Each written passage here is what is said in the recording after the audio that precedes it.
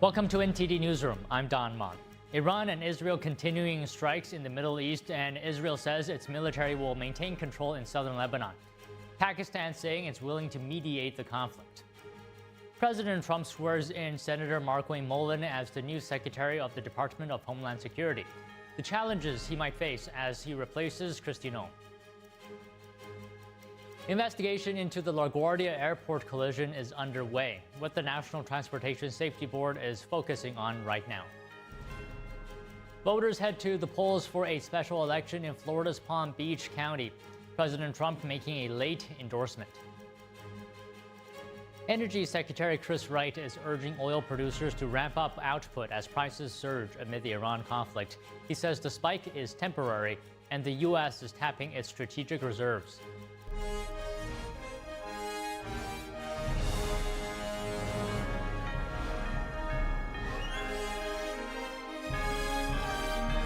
This is NTD Newsroom, live from our global headquarters in New York City.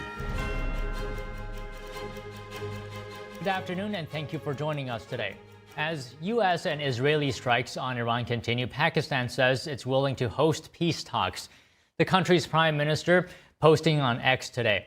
He says Pakistan welcomes fully and supports ongoing efforts and to pursue dialogue to end the war in the Middle East. He adds, quote, subject to concurrence by the U.S. and Iran, Pakistan stands ready and honored to be the host to facilitate meaningful and conclusive talks for a comprehensive settlement of the ongoing conflict.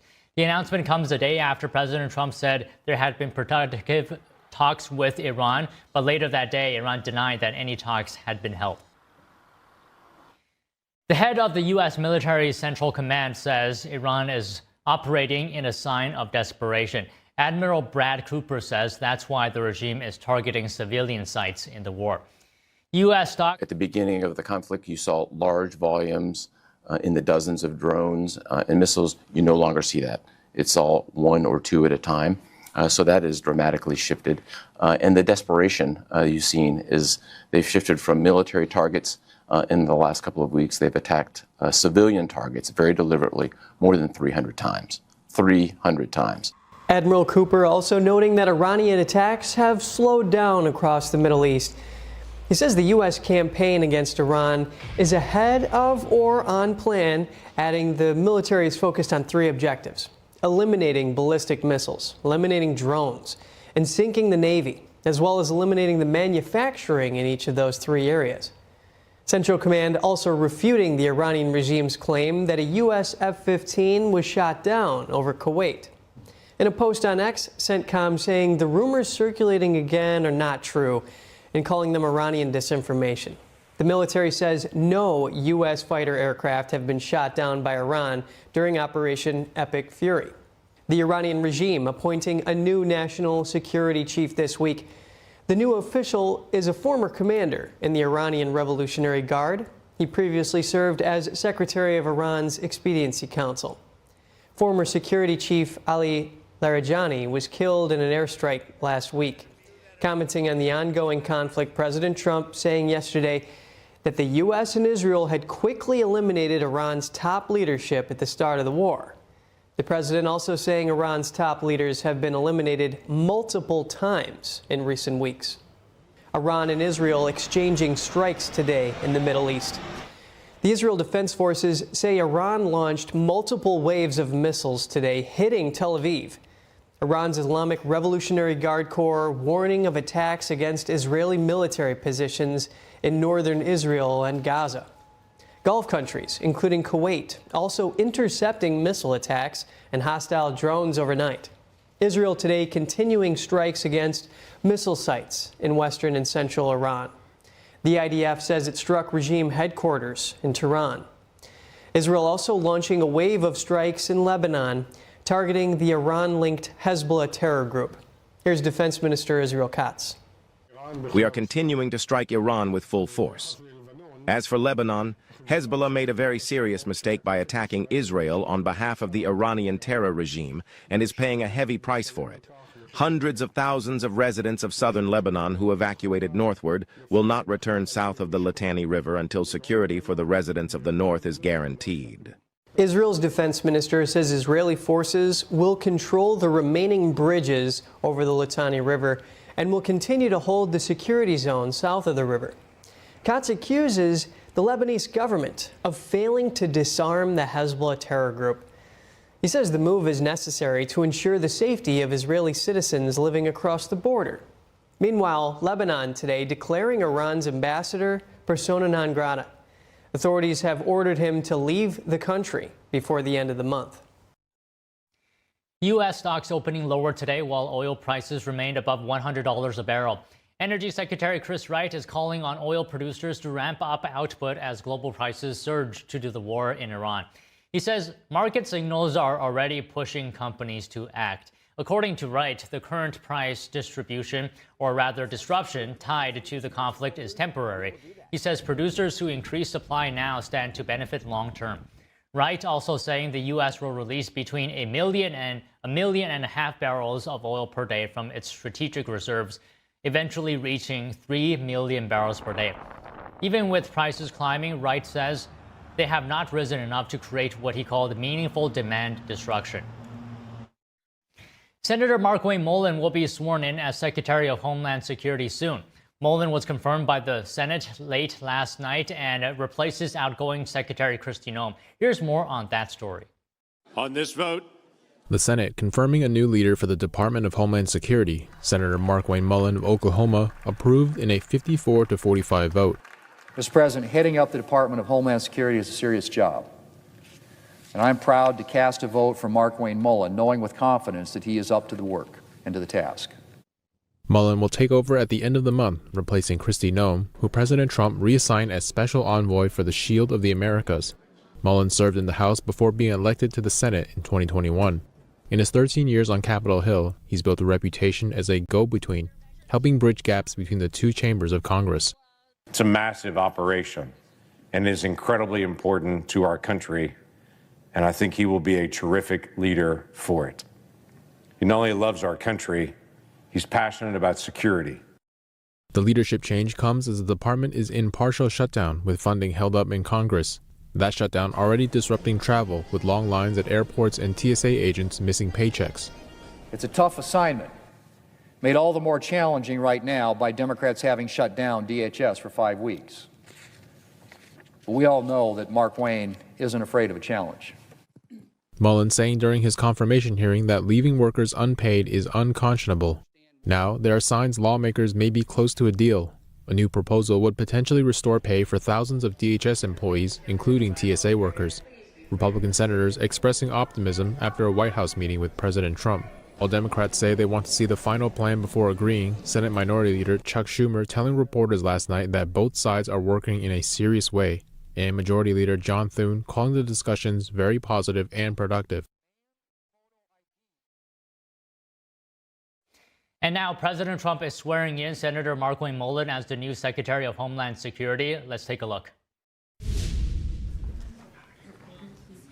You all set? Well, thank you very much. It's a great day for me because I have a lot of confidence in this gentleman. And we're thrilled to swear in our new Secretary of Homeland Security, a great American patriot, to put it mildly, Markwayne Mullin.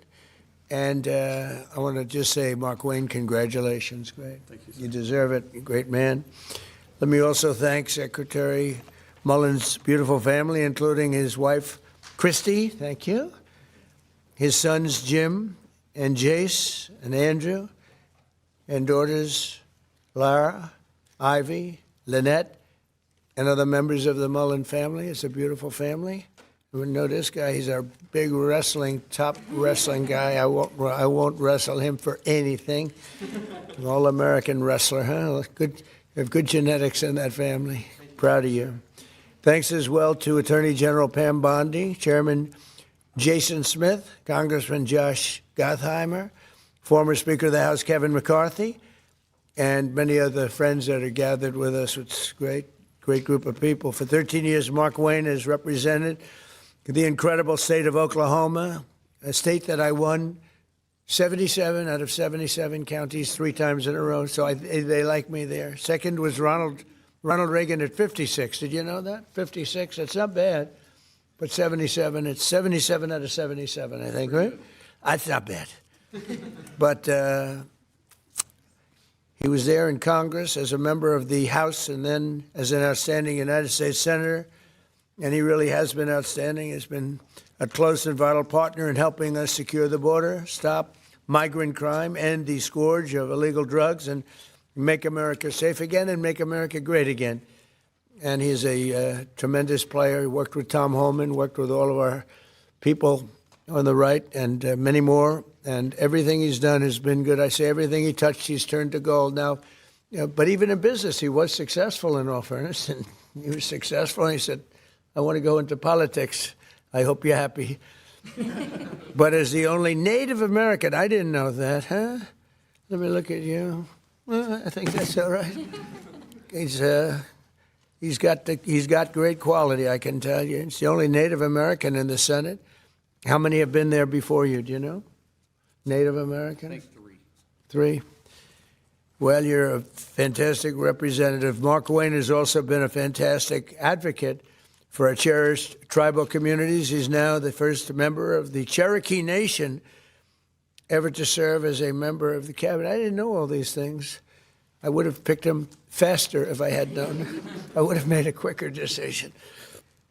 Prior to his career in public service, Mark Wayne had a very successful career in business, leaving school at age 20 after his father got sick, taking over his family business and turning it into a multi-million-dollar success story. He's a very successful guy. Mark Wayne has also a career as an MMA fighter. That's why I looked at his ears and I said, I'm not going to fight with him. You can tell a lot about a person by their ears, right? During which he went totally undefeated. He was undefeated during his career, and he's been inducted into the Oklahoma Wrestling Hall of Fame. And the family is made of fantastic wrestlers, especially that guy right there. That's my favorite guy, huh? And suffered bad injury and come back stronger than ever, I think. So good to have you, man, right? I have no doubt that as he takes the helm of DHS, Mark Wayne will fight for Homeland Security, the United States, and securing the country and making it really strong and the way it should be. Our country's come a long way in the last year. We set it up so beautifully, and then we had 4 years of horror. We had 4 years of disgusting horror, open borders, and things that nobody would even think of. You wouldn't even think of. 25 million people poured into our country, and we've gotten a lot of them out, but we have a lot more to go. 11,888 murderers came into our country. People came in from all over the world, from prisons and gangs, gang members, drug dealers, people from mental institutions, insane asylums. That's the mental institution times 2. And what they allowed to happen to our country can never be allowed to happen again, and it won't. With Mark Wayne, we have somebody that's strong, professional, and fair. As you know, the department that Mark Wayne takes over today is currently shut down by radical left Democrat thugs in Congress who have blocked all funding for DHS because they're trying to shield illegal alien criminals, gang members. They want to protect them from being taken out of the country, drug dealers, murderers. They're protecting them all. I don't know how people can vote for these people. You know, I see the midterms are close. I don't know what close means, but I don't know how people can vote for them. You take a look, men, they want men to be able to play in women's sports. They want transgender for everybody.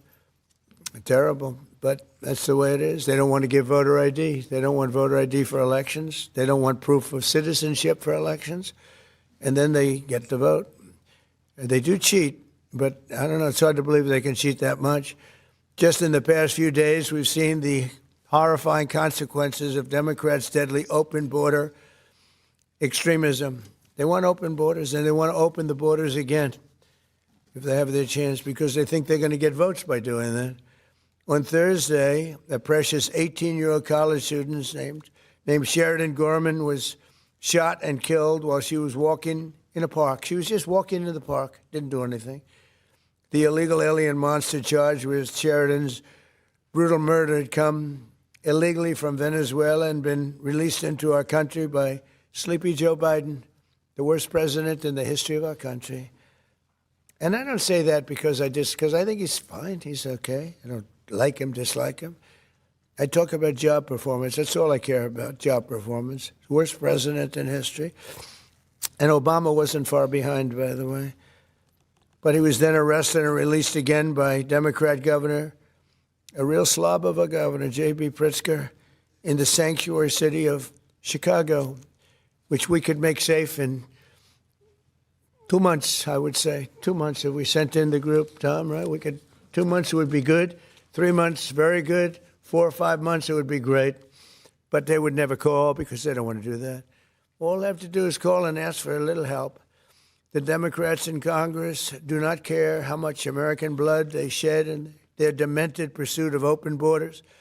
From Sheridan Gorman to Jocelyn Nungary and Laken Riley, their quest to flood our country with illegal aliens has left countless American victims in its wake. They never changed.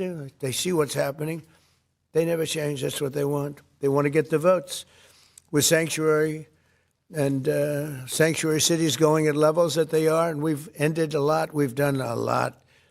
But for some reason, they love it. It's a sanctuary. You know, sanctuary cities are sanctuary for, it's really a sanctuary for criminals. With Secretary Mullen at DHS, we will continue our record-setting efforts to deport these illegal alien criminals from our country, and we are doing at record levels despite a very unfair court system, a radicalized left court system, and others that I'm not too fond of also. And we'll protect innocent American lives. Every single illegal migrant who is a criminal record must be deported immediately. If they have a criminal record, you got to deport them. And there's a lot that came in under Biden. And Kamala, the great border czar Kamala, who never went to the border, never called Border Patrol, never once called Border Patrol. Can you imagine that, Jim? She's the border czar. She never called Border Patrol. Explain that to me. He's the worst. She was as bad as he was. Going to give him IQ tests next week. Under the Trump administration, we've achieved unprecedented gains on public safety. Yesterday, we were in Memphis, Tennessee, to celebrate the steepest reduction in crime ever recorded. We've been there for about 5 months, and the numbers, nobody's ever seen anything like it.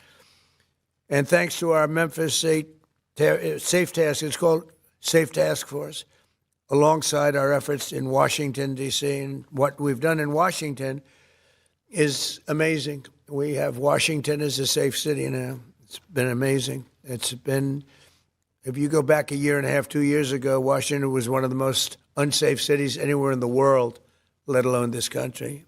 And now we have a very safe city.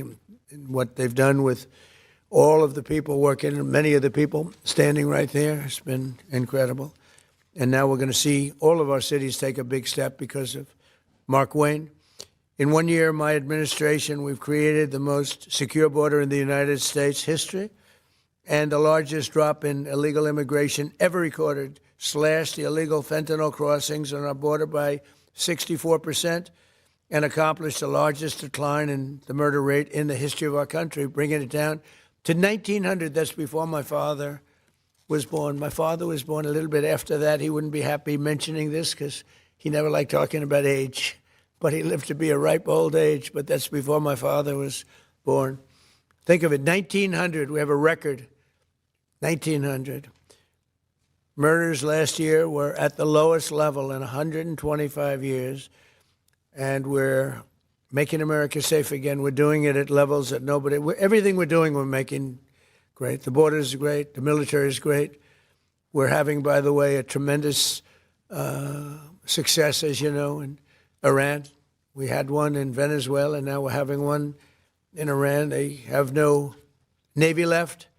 They have no Air Force left. They have no anti-aircraft equipment left, no radar left, no leaders left.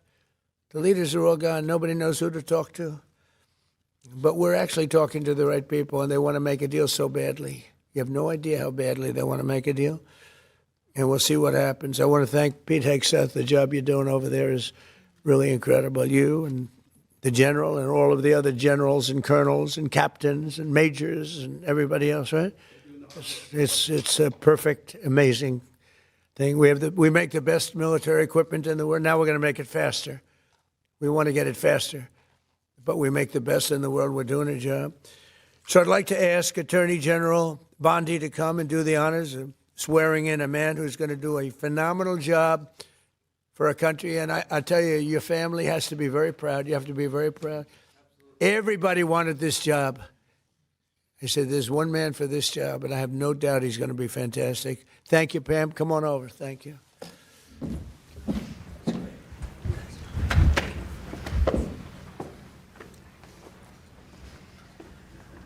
Please raise your right hand and repeat after me. I do solemnly swear. I do solemnly swear. Mark Wayne Mullen. Mark Wayne Mullen. That I will support and defend the Constitution of the United States. That I will support and defend the Constitution of the United States. Against all enemies, foreign and domestic. Against all enemies, foreign and domestic. And that I will bear true faith and allegiance to the same. And I will bear true faith to allegiance and do the same. And that I take this obligation freely. Take this obligation freely. Without any mental reservation. Without any mental reservation. Or purpose of evasion. Or purpose of evasion. And that I will well and faithfully. And that I will well and faithfully. Discharge the duties of the office. Discharge the duties of the office.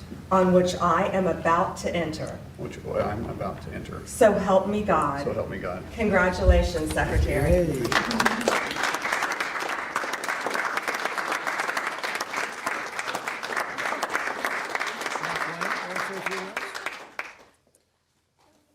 Thank you. I think that was the most nervous I've ever been. It just seems surreal being in the Oval Office and having the President of the United States speak so highly of me and then recognize my family and know my family by name.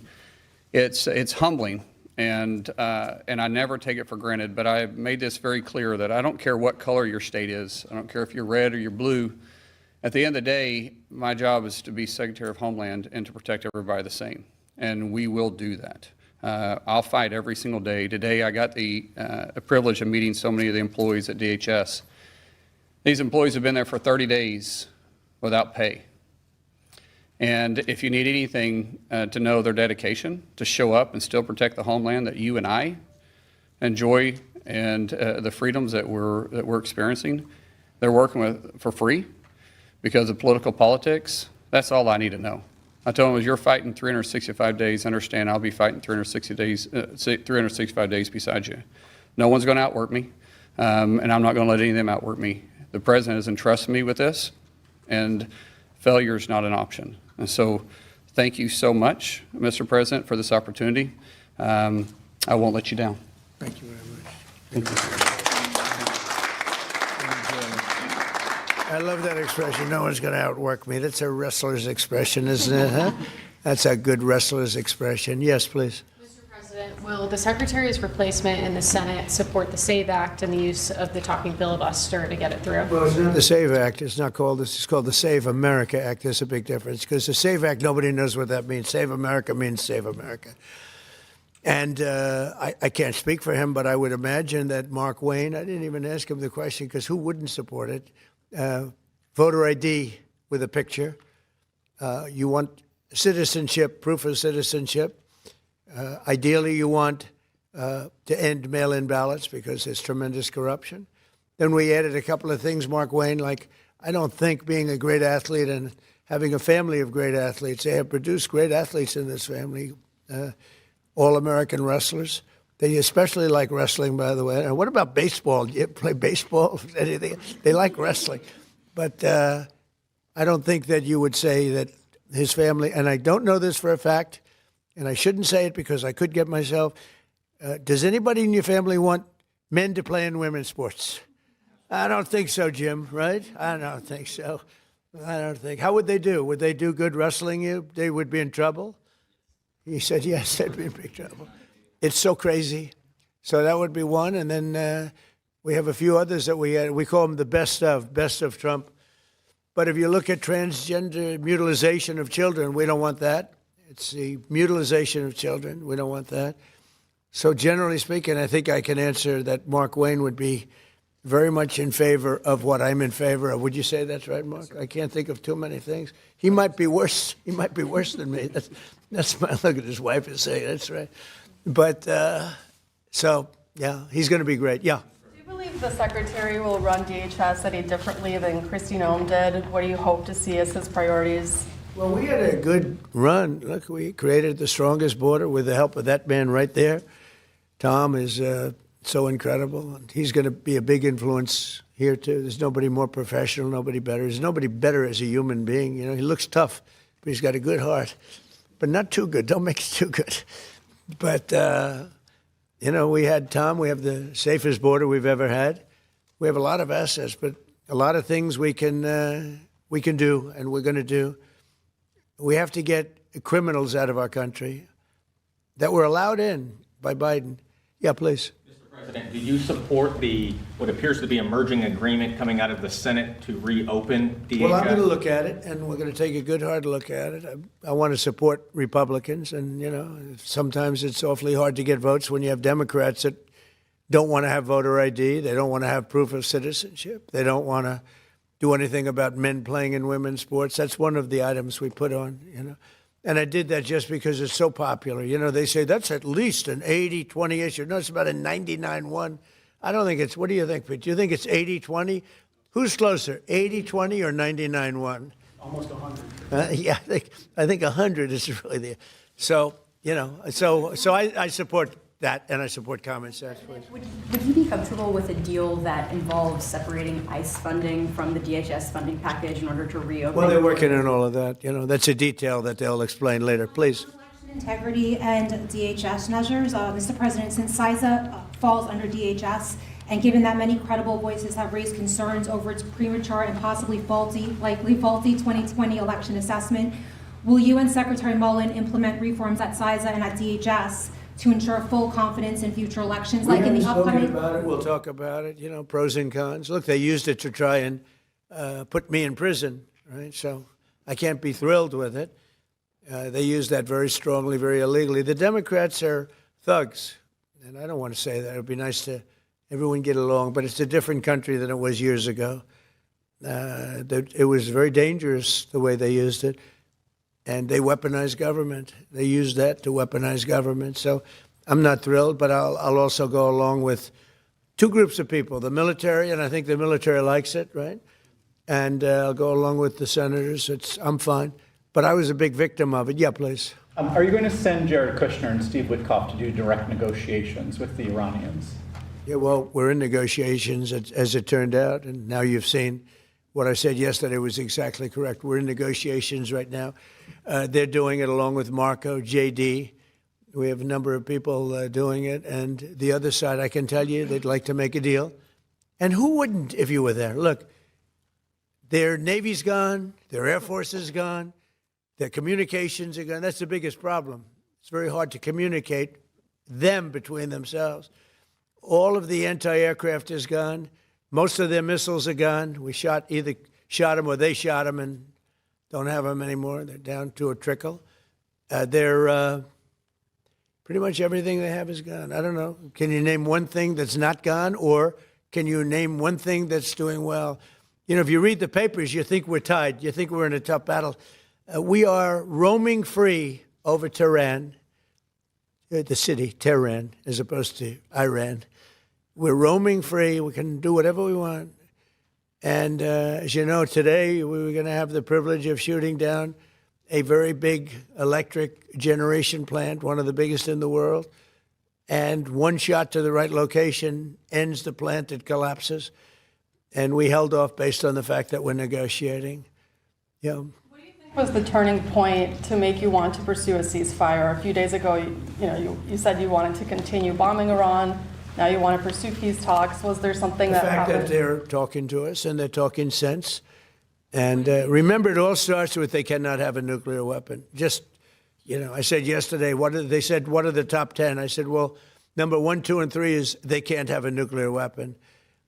And they're not going to have a nuclear weapon. And we're talking about that. And I don't want to say in advance, but They've agreed they will never have a nuclear weapon. They've agreed to that. How do you ensure Greg they won't have a Bavino, nuclear your weapon? former Border Patrol chief, Greg Bavino, said his only regret is that he didn't catch more illegal aliens. What's your reaction to that? Who said that? That's your former Border Patrol chief. He just retired. Well, I mean, we captured a lot. You know, they were allowed into the country by Sleepy Joe and that group of incompetent people that were, he was the worst president ever, the group of incompetent people. To me, that's the biggest scar. You know, inflation, they caused the highest inflation we've ever had. We've already gotten rid of it. The biggest scar is what they did, the people that they allowed from prisons all over the world. They came from the Congo, from all over South America.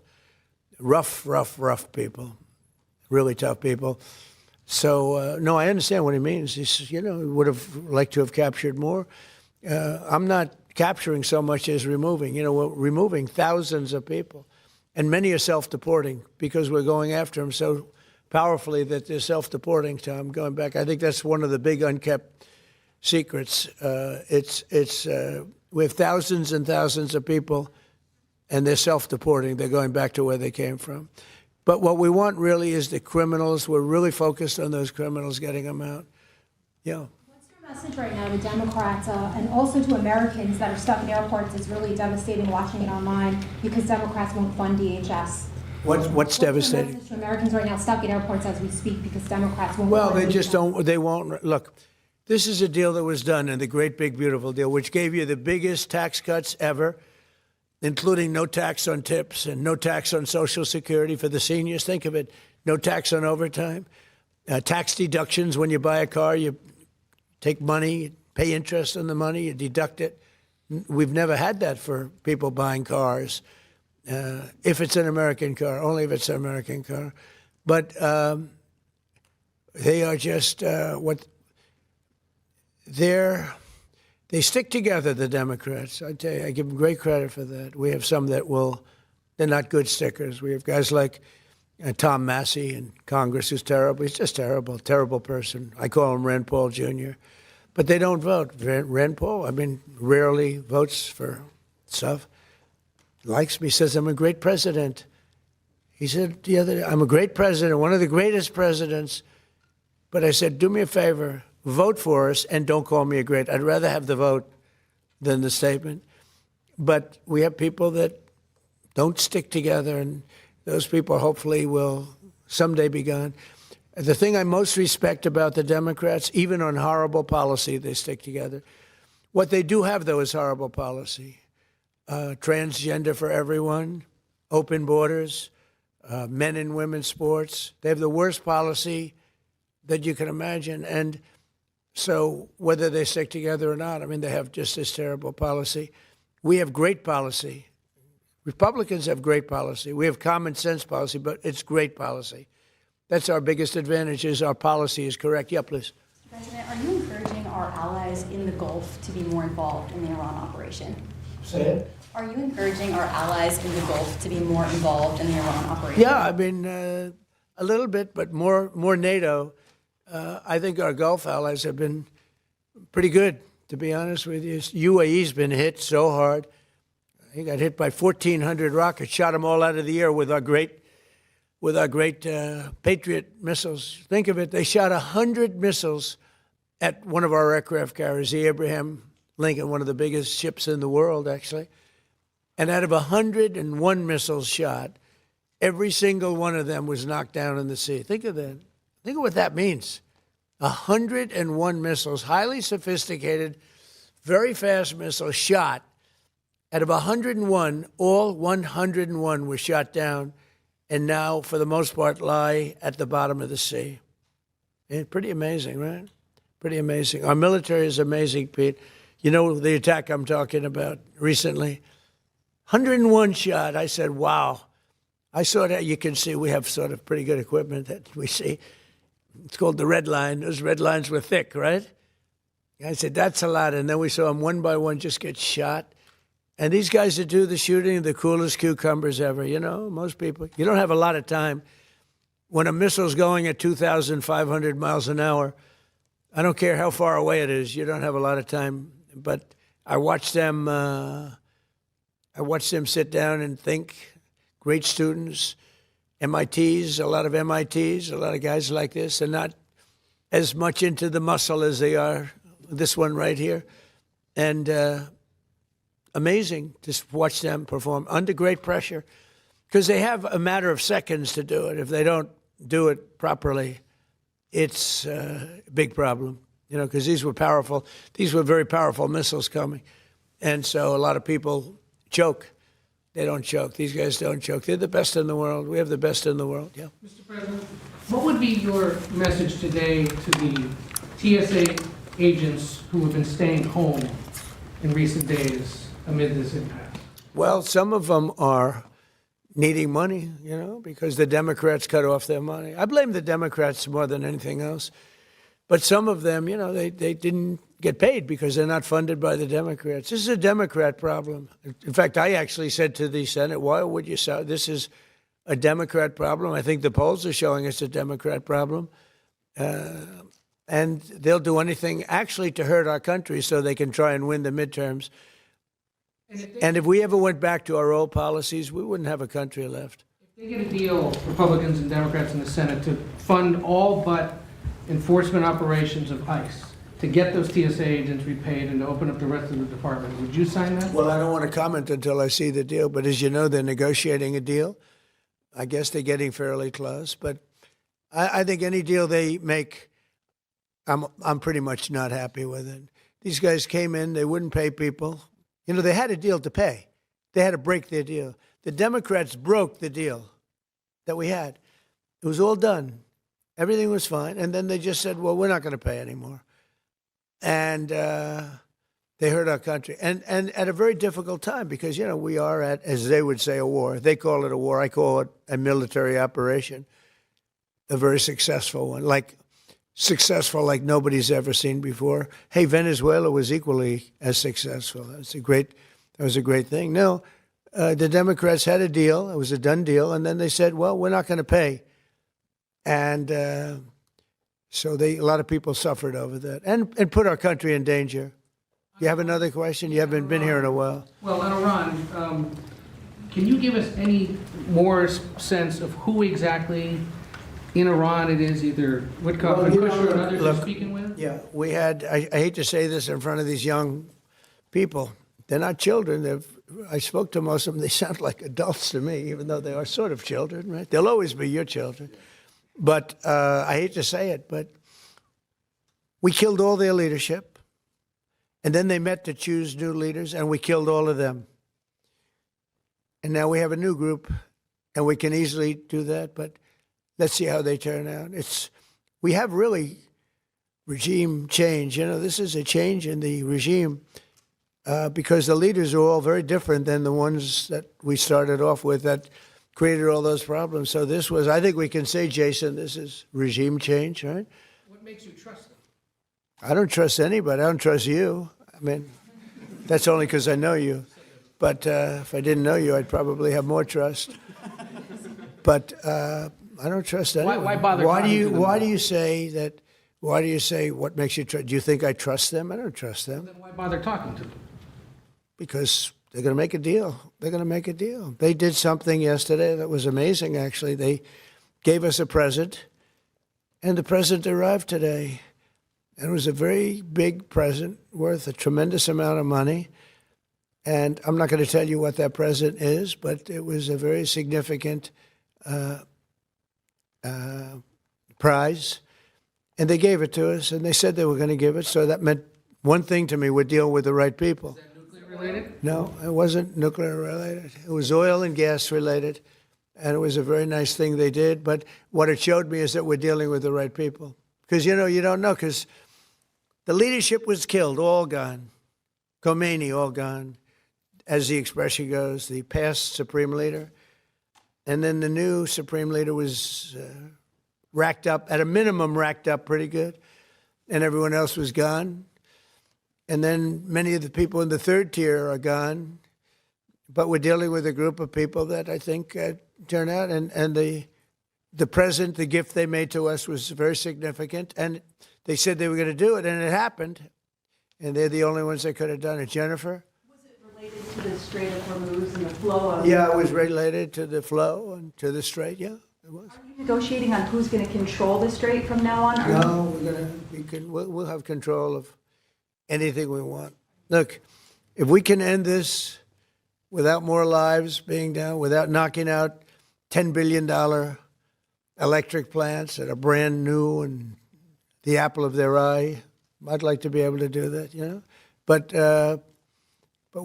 they can't have certain things. I mean, you know the things. I don't have to go over the list, but again, it starts with no nuclear weapons, and they've agreed to that.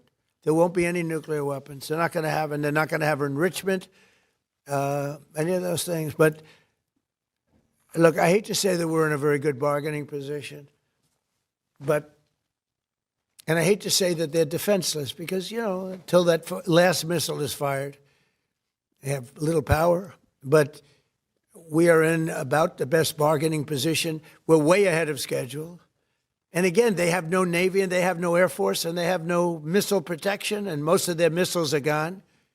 Most of their launchers we've killed. You know, we've killed about 82% of their launchers. So even if they had a missile, they can't launch it. We've been very effective. We have the greatest military in the world. Nobody even comes close. We have the best military equipment in the world. Go ahead. On Saudi Arabia, there's been some reporting that you've been talking to the Crown Prince. Have you been focused on normalization between Saudi Arabia and Israel at this point? No, we have a great relationship with Saudi Arabia. What do you hear with Saudi Arabia? Just hearing that you've been talking and that he has been encouraging you to do certain things related to Iran. Can you share a little bit? He's a warrior. He does. Yeah, he's a warrior. He's fighting with us, by the way. Saudi Arabia has been excellent, and UAE, excellent. And I will tell you, Qatar, incredible. Qatar took a hit, a pretty bad hit. Qatar's very close. You know, they're essentially, you can walk right over the border. Qatar took a hit. They've been great. They've been very strong. Kuwait, they had a little mishap. They shot down 3 planes with our missiles. They happen to be our planes, but the pilots made it. Can you imagine the pilots making it? The pilots saw what was coming, and they said, those are Patriots. We're not going to escape Patriots, and they got out of there pretty quick, Pete, right? Pretty amazing that they got out. The 3 pilots lived. They're fine. In fact, they're flying today. Kuwaitis that accidentally fired the missile? Yeah, the Kuwaitis made a mistake. They fired. They thought they were firing at the enemy. It was, as the expression goes, friendly fire. But the pilots are great. They're flying today. Pretty amazing when you think of it. Yeah. President Trump, on a human level, how hopeful are you that this peace deal will work out? Like as a human, as on what? On a human level, not as the President of the United States. How hopeful are you that this peace deal will work out with Iran? You're talking about to end it? Well, I think we're going to end it. I can't tell you for sure. You know, I don't like to say this. We've won this. This war has been won.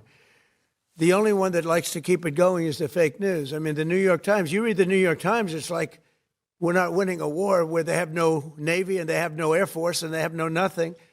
And we literally have planes flying over Tehran and other parts of their country. They can't do a thing about it. For instance, if I want to take down that power plant, that very big, powerful power plant, they can't do a thing about it. It's like, take me. That's all they can do. And yet, if you read the New York Times or if you watch ABC fake news or NBC fake news, you'd say it's a close battle. It's not a close battle. They're totally defeated. You know, we killed their Navy in, would you say 3 days, Pete?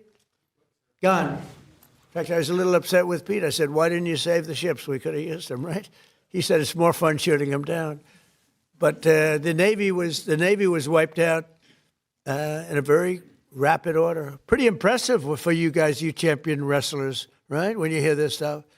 But you don't, if you read the news, you don't hear this. You know, you read like, oh, they're doing wonderfully. They're doing terribly. They're wiped out militarily. They are dead. Yeah. Is there a new sense of a timeline? Do you want to get something done before the midterms? Well, we'd like to see President Putin and President Zelensky sit down and make a deal. I think they're getting close, but I've been saying that for a while. I've settled 8 wars. All of them should have been more difficult than this one. This should have been the easiest one. But these are 2 people that truly hate each other. You'll find out that hatred is not good for making deals. These are people that they don't like each other very much. Yeah.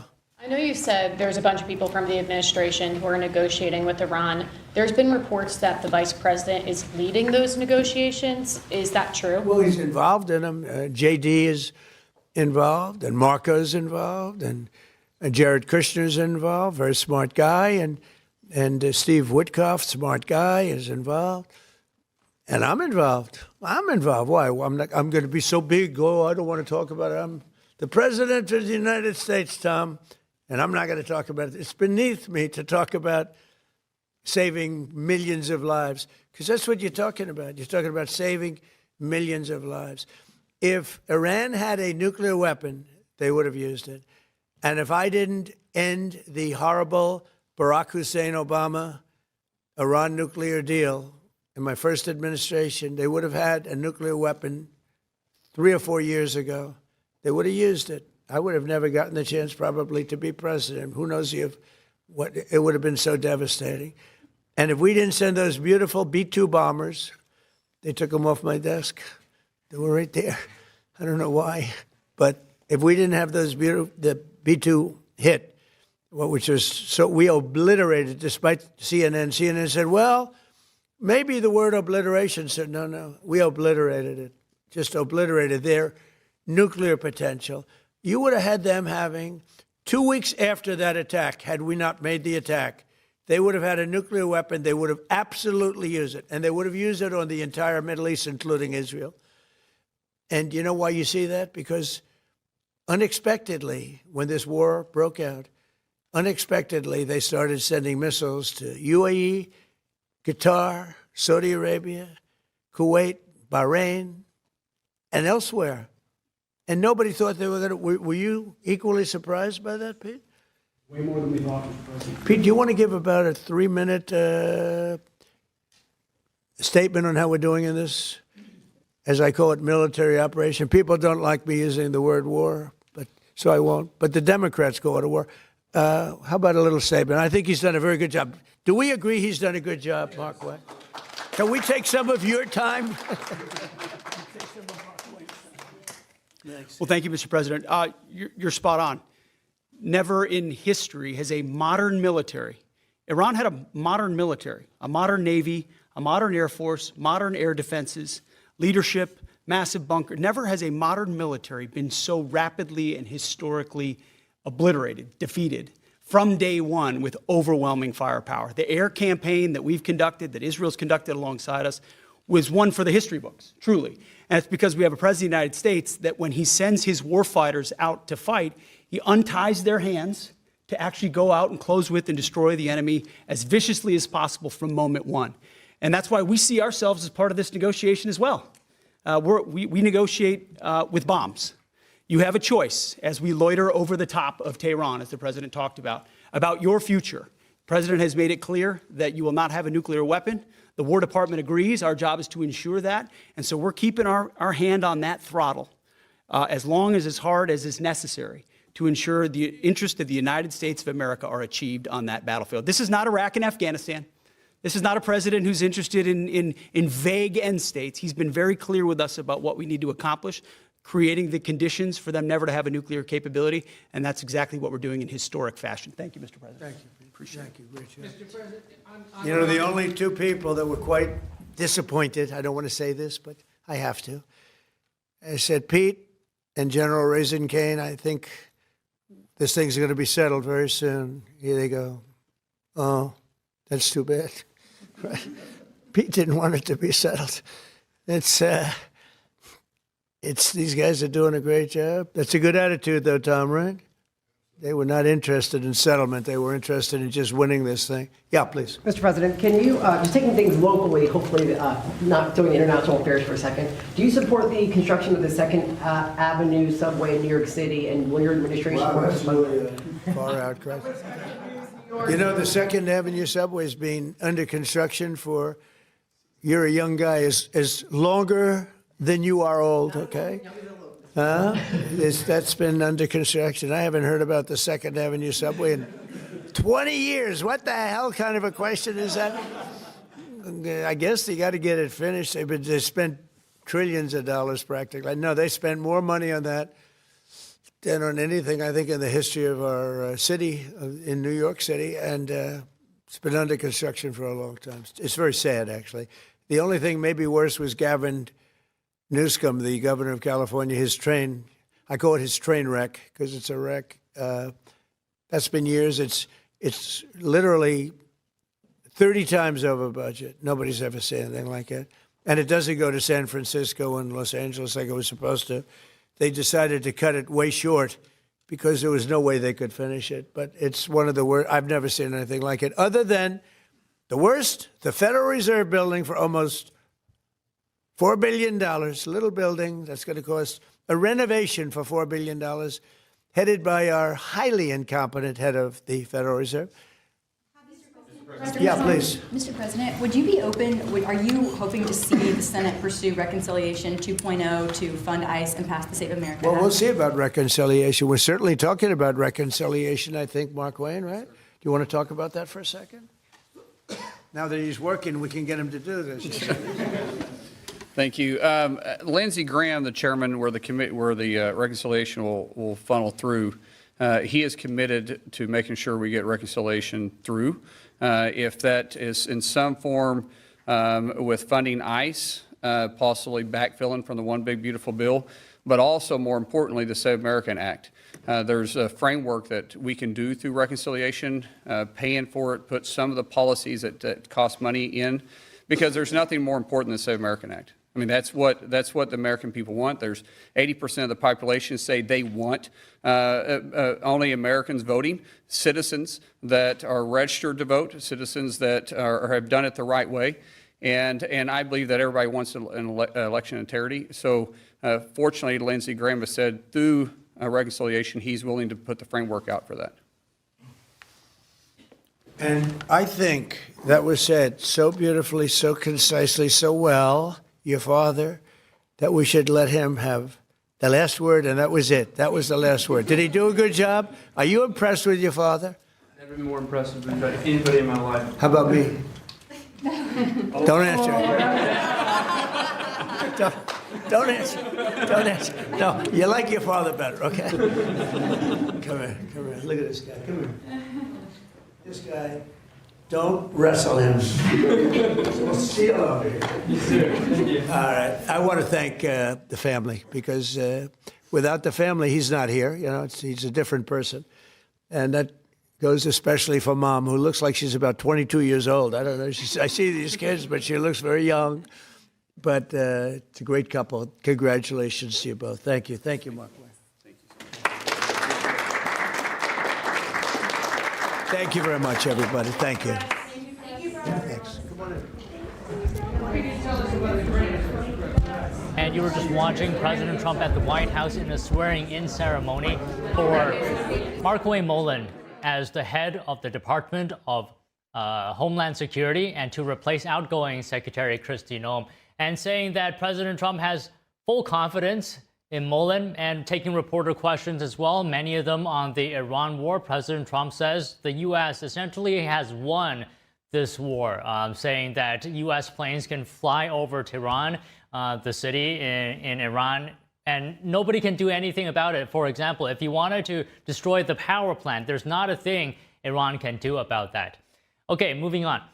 Oklahoma Governor Kevin Stitt has appointed Energy Executive Alan Armstrong to serve in the U.S. Senate through the end of the year. He'll finish the term of new Homeland Security Secretary Mark Wayne Mullen, who would have been up for election in November. Here's Armstrong responding to his appointment. It's really kind of hard to say no to an opportunity to go serve when the state's given you so much. To my family and for 3 generations, and now 5 with my grandkids. And so this state is very special to me. And the last thing I would want to do is be sitting around complaining about what other people are not willing to step up and do, and try to make our country great and continue to drive better and better policies. Armstrong has spent his career with natural gas firm Williams Companies. He became president and CEO in 2011 and transitioned to executive chairman last year. Under state law, Armstrong can't run for a full term in this fall's midterm elections. President Trump has endorsed Oklahoma Congressman Kevin Hart to take Mulin's Senate seat. And turning now to the investigation into the Biden administration's Operation Arctic Frost. That was the code name for a probe into allegations that President Trump and allies sought to overturn the 2020 election results by using alternate electors. Senator Chuck Grassley is making public former special counsel Jack Smith's subpoenas. This comes as the Senate Judiciary Committee is holding a hearing on the investigation. Our goal is to publicly release as many records as possible. The public has a right to know how the taxpayer dollars have been used and who was involved up and down the decision-making chain. Today, we're making new records public.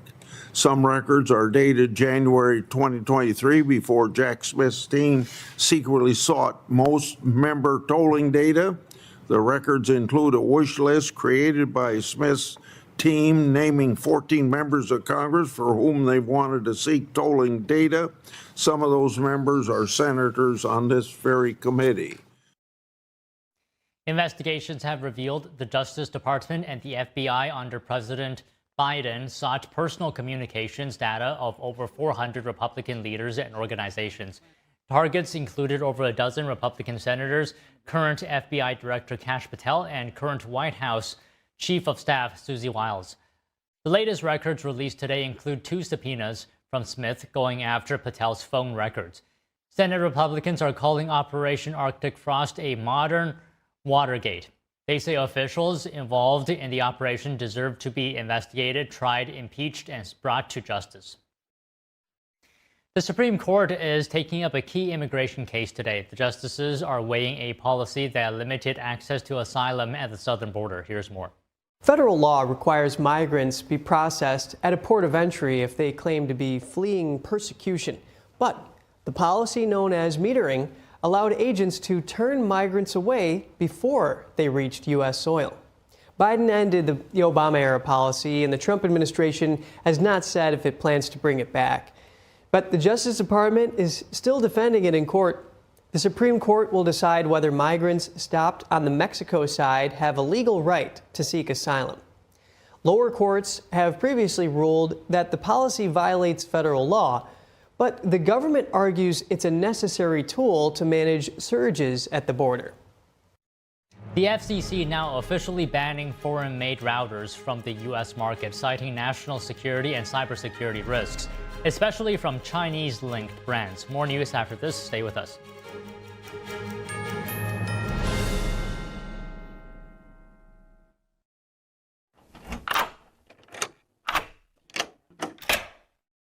I'm Jonathan Lawson. If you're 50 to 85, please listen closely. The lock I want to talk to you about isn't the one on your door. It's a rate lock for your life insurance that guarantees that once you're insured, your rate can never go up at any time for any reason. Many policies you see don't have one, but you can get a lifetime rate lock from Colonial Penn. This plan was designed for people on a fixed income with coverage options that start at $9.95 a month. That's less than 35 cents a day. Your rate is locked in for life. Coverage can never be canceled, and your acceptance is guaranteed. You cannot be turned down because of your health. See for yourself. Call for an information kit and gift. Both are free with no obligation. Call 1-800-624-6556 for your free information and your free gift. That's 1-800-624-6556. 1-800-624-6556. Call now. Hey, boss. Okay? Yeah, I'm good. You sure? I said I'm fine.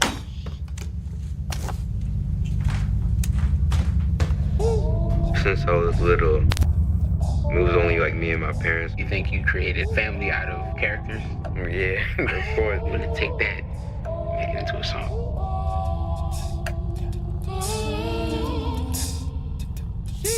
Me to bed, see you in the morning with the frosted Superman, but it wasn't on it, and we lost it. In my head, in my head, in my head. Where you at on the way? In my head, in my head, in my head. Hey, son. Hey, Pop. You can talk to me. It's been really, really hard for me.